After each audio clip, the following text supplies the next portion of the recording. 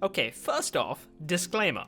I ain't here to start drama. I feel like a lot of people in this community are scared of making a video about another that goes directly against their point, but honestly, I think that notion probably shouldn't be a thing. And upon writing that, I realize I just want to pretend that everyone else gets the irrational fear I have right now. Anyway, let it be known I have no ill will with this. I like your videos, Digibro, and I watch most of your content. I very rarely agree with your opinions, but I still like to hear what you have to say. On that note, for once I feel compelled enough to throw my 2 cents into the fountain. So yeah, I like you, Digibro, I ain't here to start drama, but I freaking love to argue, so here we go. So, Digibro first talks about voice actors and whatnot, and I'll get to that in a moment, but the main point, or at least his first main point, seems to be about subtlety, and about how the show has to explain a lot of what's going on rather than letting you work things out. And I suppose this is correct. Wow, 10 seconds into trying to explain why Digibro is wrong, and I've already agreed with him. God, I am so good. Nah, bear with me a second. It is true that I honestly can't think of any moment from Erased where it would explain a plot point to you without just saying or showing it, but is that really a bad thing? Like, I get it, right? If you can have your audience work something out, it makes the whole scene a lot more engaging, your audience feels smarter, and you possibly saved yourself some screen time from having to exposit information. But if you don't do that, what's wrong with that?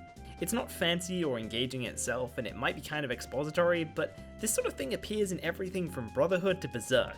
It's simply the straightforward, default way of explaining things to your audience, and I have a hard time believing that makes Erased bad or even subpar. Or maybe you're saying it's so overbearing that Erased might as well be informing you every time a character breathes. And I mean, it never hits that extent, but I suppose stuff like the letterboxing wasn't necessary to inform things in the past, but I can't really counter that outside of saying, does it really matter that we letterbox stuff to make sure everyone's on the same page? Like, it takes up 1/8 of the screen. That's the only real effect it has on people who already understand what's going on.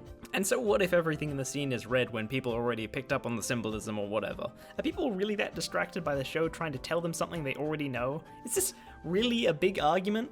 Worst case scenario, they go, I get it, they're playing a game of Punt the Preteen, and then they move on. I don't know, I just really kind of need an explanation of what's being ruined by this kind of thing and why it matters. In fact, for a lot of Digibro's points, I always feel myself needing to ask, why does this matter that much? I don't know, everything feels kind of nitpicky. If the big moments, the plot twists, the developments are what get the biggest emotional reaction from the audience, then obviously they're at the heart of what makes the story good. Things like plot holes and illogical character actions obviously interfere with those core engagements, and you can mark those down as major flaws. But what does this voice actor and this visual effect have to do with anything, you know? Maybe they are problems, but to point them out and ignore the actual parts that made Erased good seems to be very much missing the point.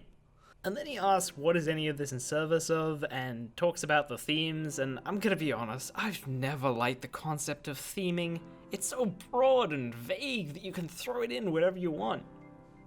Anyway, you talk about how it didn't do anything with its theme, and how it didn't comment on its theme in any way, and I don't know, all of this seems very much a case of analyzing what wasn't there instead of what was. Even if theming is a thing, it's still not everything. There are a whole multitude of different ways a show can drive engagement, but to mark it down for not choosing one specific way is a bit unreasonable. And why does it need to be a social commentary anyway? When did entertainment stop being about entertaining its audience and start being about something you can talk about in an English class? So like, what was the point of Erased? Well, it wasn't the premise, because I'm 90% sure if you looked hard enough you could find some terrible anime that everyone's forgotten about that had an atypical main character and a time travel mystery that didn't have the impact that Erased did. It's not like time travel is a particularly unique premise anyway, so I have a hard time believing that Erased drew popularity just with a time travel mystery and one somewhat unique character. It makes more sense that Erased got people excited because it started by introducing a mild mystery storyline, set up some decently likable characters, with particular emphasis on Sachiko, and then out of nowhere, you stab that character in the back. Chest? Wow, that is actually kinda hilarious. But that was what caught people off guard. That was what triggered the reaction from people. That was what hyped people.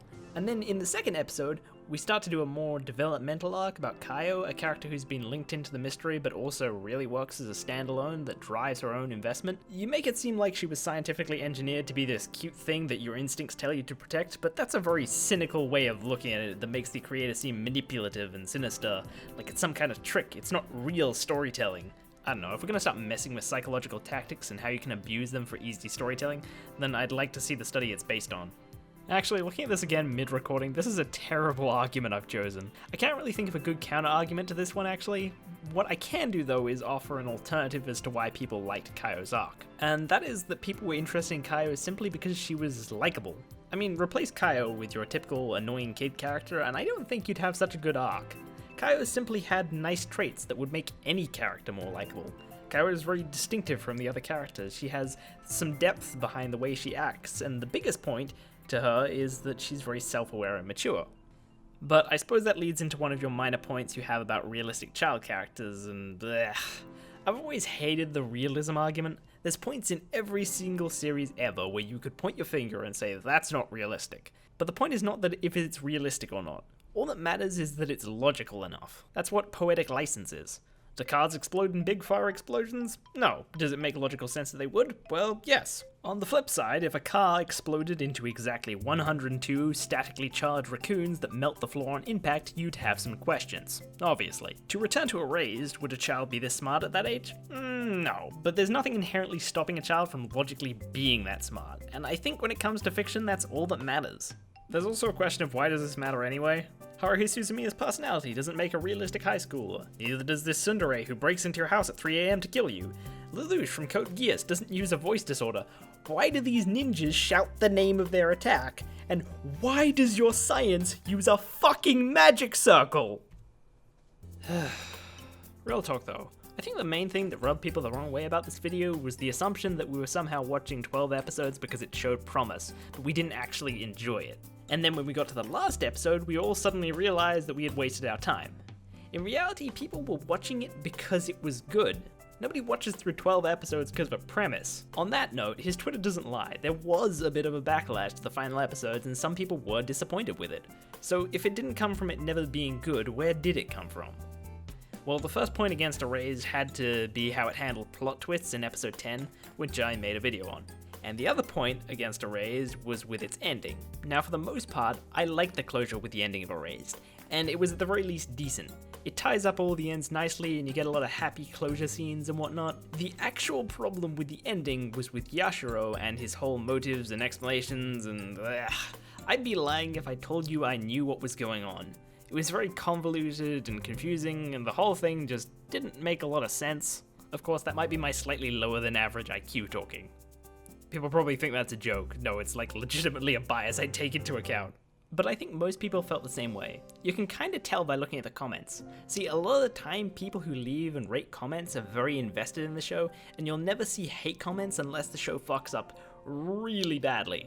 But you can kind of tell what parts weren't as well received, even from the fans, simply because there's no mention of it in the top comments. Of course, all the comments in the last episode talk about things like meeting with Airi and the closure with all the main characters, and there's absolutely no mention of Yashiro. You can also see a similar effect at the ending of Free, which is where I first came up with this little theory. I mean, I haven't watched Free. That's dumb. Anyway, that's my 2 cents. Again, no hard feelings. I ain't here to start drama. I just wanted to add to the discussion, and oh god, I so desperately want to believe that this is the kind of community where I can sit down over a pot of tea, blatantly disagree with someone, and get up and still be friends. Not to say I'm friends with Digibro, I've never talked to him. I mean, I've been very sorta loosely, indirectly mentioned by him in one video, or maybe it's total coincidence. That said, people link me that video on one of mine as to retort some of the things I say, and I suppose I should probably get to that. Anyway, I'll see you in the next video.